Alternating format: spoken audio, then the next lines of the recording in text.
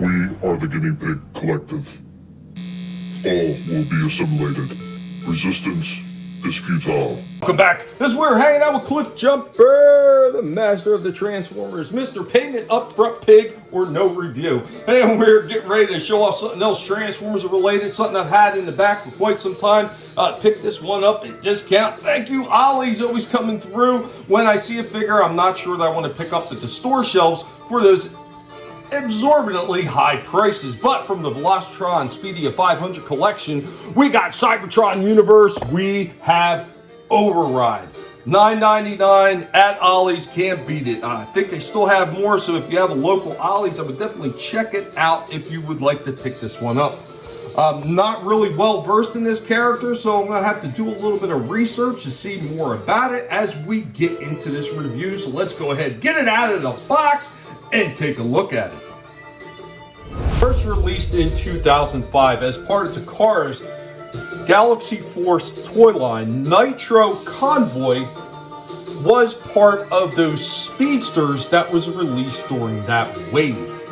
Later on, it would be released as part of Hasbro's Cybertron line, where she would be more developed in the cartoons and other media such as comic books.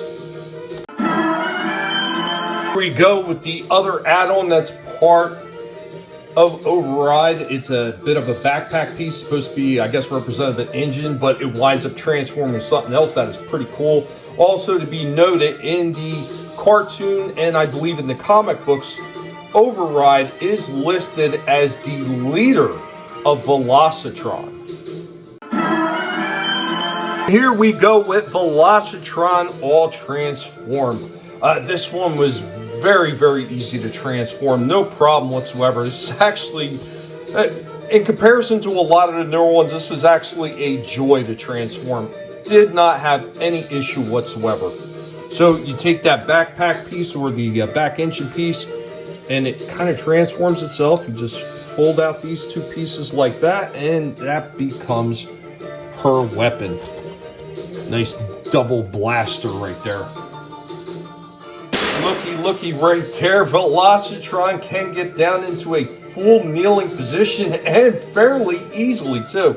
Very solid too. Like, this is not rocking. There is nothing to this. Is just perfectly balanced. We're zooming in and taking another look at some more of the articulation that Velocitron has. I think this one looks absolutely spectacular. And this is one of the ones that when I originally looked at this on the shelf, I was like, that's a bit of a pass for me. But, you know, overall, so far, this figure is pretty astounding. The Transformers will return after these messages.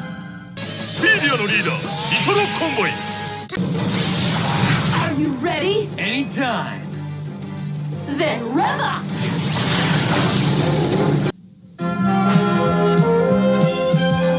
We now return to the Transformers. Here we go with our last pose with Velocitron, strutting a little bit of a sassy pose right there.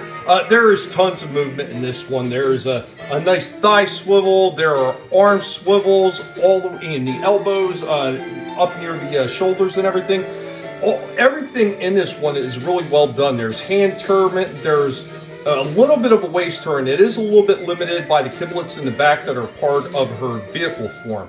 But overall, you still get a little bit of movement there. Nice joint movement up at the hips. A little bit of rock down the feet. And the feet are a little limited, but her feet are so huge. You can see she can balance pretty much just on one foot. Like, this is very well done. So even though there isn't tons of extra articulation in the feet that you would need for a lot of these other figures to make them stand, this one can do it on its own on just about one foot. That is pretty damn impressive. So overall, I would say this is a damn good figure. Like, really well done.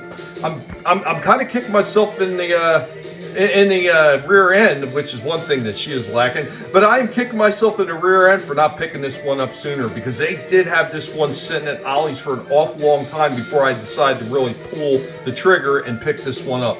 But overall, very well done. Very nice figure. Didn't know a whole lot about this character, but overall, very well done. Nice. Very nice, Hasbro. You should always make sure that you do them this well. When it's fun to transform too, that's always a plus because that leads into more playtime for those that like to sit there and play with them, whether you're a kid or whether you're an older kid. These things are a blast to play with when the transformations are very intuitive and you don't got to look at a 20-page manual to be able to figure out how to get through all the damn steps. I would say this one's so close to hitting it, and I would say that this is a very, very solid 9 out of 10. And if you see this one at your local Ollie's and you weren't sure about it, you know what? I would definitely say to pick it up. It's definitely worth it as an addition to your Autobot ranks.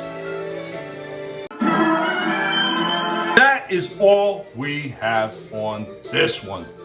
What did you guys think of our assessment on this one? Be sure to let Cliff Jumper, the Transformers expert, the master of the Transformers, know what you thought about this one.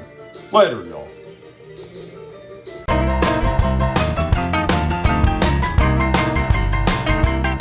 First released in 2005 as part of Takar's Galaxy Force toy line. First released in 2005 as part of Takar's Galaxy Force. First released in. The Transformers, more than meets the eye. The Transformers.